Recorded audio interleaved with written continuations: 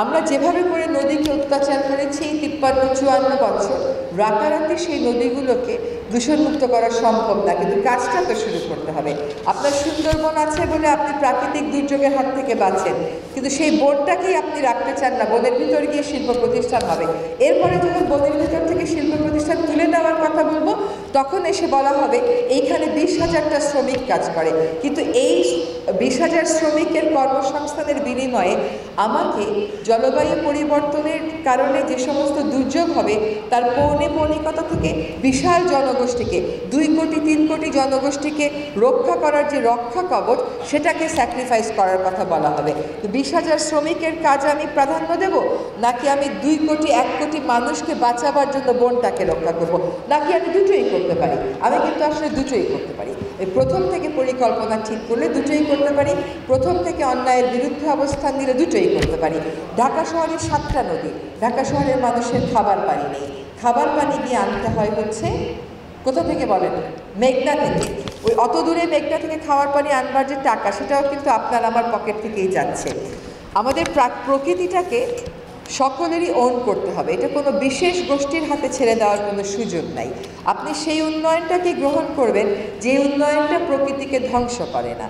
প্রকৃতিটাকে মাঝখানে রেখে আপনার জীবনধারা এবং উন্নয়নকে সাজাতে হবে।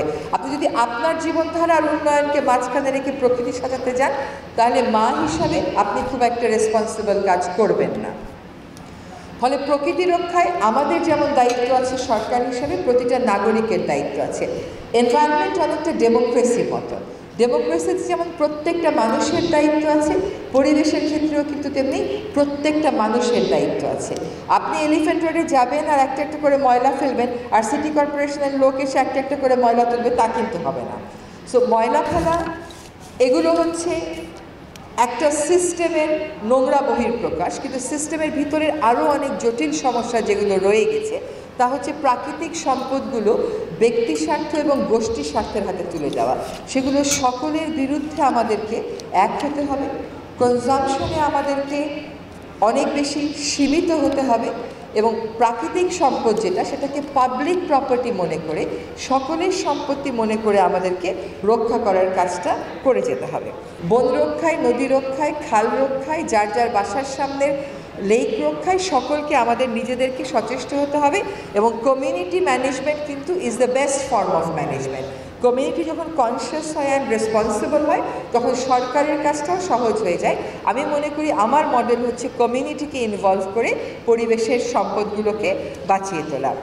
আমরা নাগরিক হিসাবে নিজেদের অধিকারের কথা যতটুকুন বলবো, তার চাইতে অনেক বেশি নিজেদের দায়িত্বের কথা বলবো। আমাদের সমাজটা একটা খুবই ভঙ্গুর অবস্থায় এখন আছে। এতদিনের এক্সপ্লয়টেশন, এতদিনের অব্যবস্থাপনা, এইটার ভার আপনাদেরকে অনেক বেশি বহন করতে হবে আমাদের চাইতে। আমরা তো কয়েকদিন পরে চলে যাব। আমাদের দায়িত্বজ্ঞানহীন উন্নয়নের যে বোঝা, ওইটা আপনাদেরকে বহন করতে হবে।